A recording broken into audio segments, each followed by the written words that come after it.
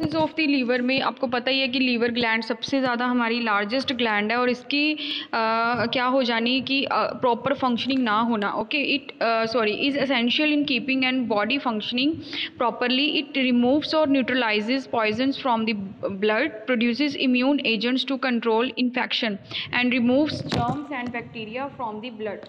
हमारे लीवर का काम अगर बाइल प्रोड्यूस करना ना, तो इसके अलावा और भी बड़ा कुछ है. ये हमारी जो इन्फेक्शन होती है, इम्यून एजेंट्स या ब्लड के रिलेटेड या और भी बड़े सारे ऑर्गन्स हैं, एजेंट्स हैं, अगर हमारी उसमें एंटर करते हैं, ठीक है, जर्म्स वगैरह, तो उसको रिमूव करने में भी इसका बड़ा ज़्यादा कह लो कि रोल होता है हमारे लीवर ग्लैंड का.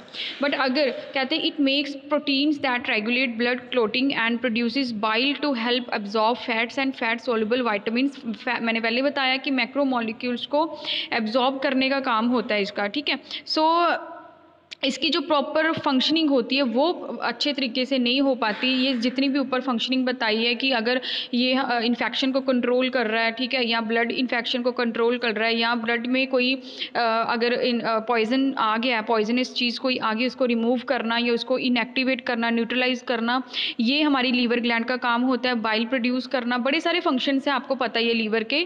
तो ये अगर सारे के सारे फंक्शंस बिल्कुल क्या हो जाएं, बिल्कुल कोई फंक्शन ना कर पाए अगर लीवर हमारा, तो क्या इसको बोलते हैं सिरोसिस, ठीक है. जितने भी फंक्शन है लीवर के वो अच्छे से काम ना कर पाए, मतलब लीवर हमारा वहीं पे प्रेजेंट है, उसको कुछ नहीं हुआ, लेकिन वो फंक्शनिंग प्रॉपर से नहीं कर पा रहा, तो इसको बोलते हैं सिरोसिस वाली कंडीशन लीवर की. तो इसके मेनली जो कारण हैं वो कौन कौन से. Cirrhosis has many causes in the United States. Chronic alcoholism and hepatitis C are the most common one.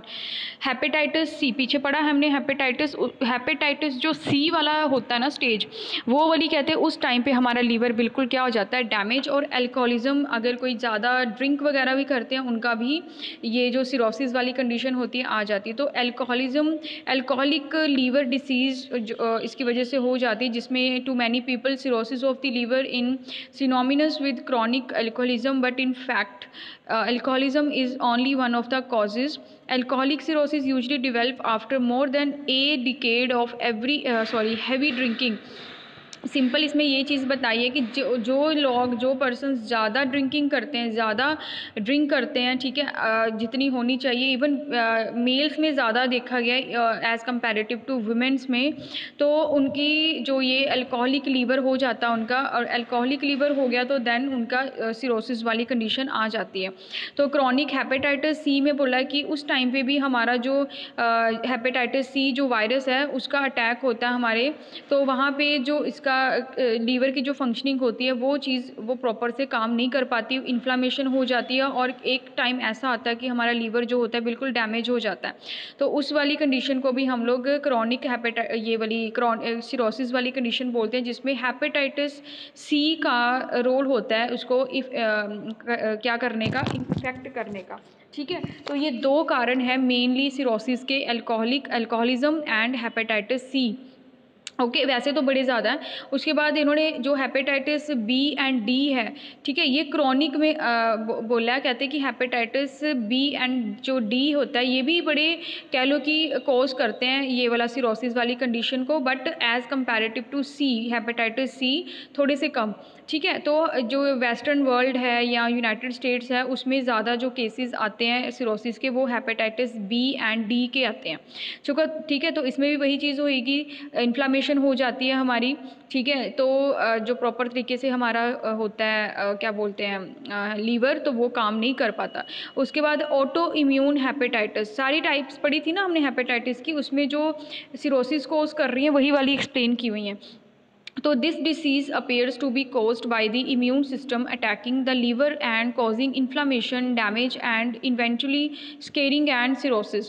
Autoimmune hepatitis होता है जो पहले से ही हमारी जैसे ये ऐसी डिसीज़ होती है जिसके कारण हमारा इम्यून सिस्टम पे हमारा सीधा इफेक्ट पड़ता है.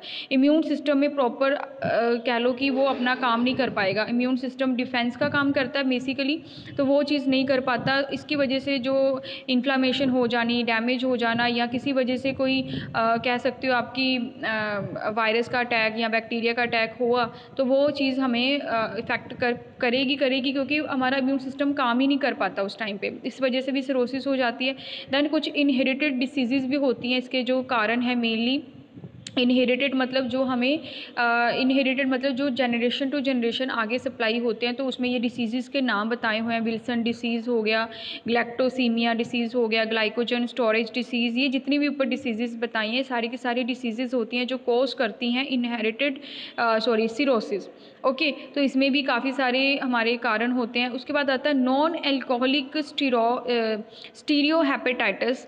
ये स्टीटो हेपेटाइटिस सॉरी, ये होते हैं जो ऐसे वाले एक तरह का सिंड्रोम आप कह सकते हो इसको, जिसमें हमारा लीवर क्या करता है, उसमें मल न्यूट्रिशन, जैसे जो पेशेंट्स होते हैं ना डायबिटिक्स या मल न्यूट्रिशन वाले, ओबेसिटी वाले, कोरोनरी या आर्टरी डिसीज़ वाले, उनकी ज़्यादातर क्या होता है कि मेडिकेशंस चलती हैं बड़ी ज़्यादा लॉन्ग टर्म, उनकी मेडिसिन्स चलती हैं।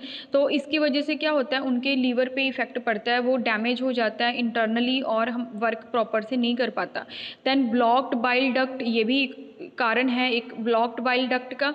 ठीक है, अगर जो डक्ट्स होती हैं जैसे हिपैटिक डक्ट्स हो गया जो बाइल को लेके जाती हैं, पैनक्रियाटिक डक्ट, आप लोगों ने डाइजेस्टिव सिस्टम किया उसमें डक्ट्स पड़ी थी, तो वो वाली डक्ट्स का ब्लॉकेज हो जानी, ठीक है, उसकी वजह से क्या होता है, सिरोसिस वाली कंडीशन होती है। When the ducts that carry bile out of the liver and blocked bile backs up and damaged liver tissue in babies. Blocked bile ducts are most commonly caused, जो बच्चे होते हैं छोटे उनमें ज़्यादातर ये वाली जो ब्लॉक्ड वाली कंडीशन होती है, बाइल डक्ट्स जो ब्लॉक हो जाती हैं उसकी वजह से सिरोसिस हो जाता है।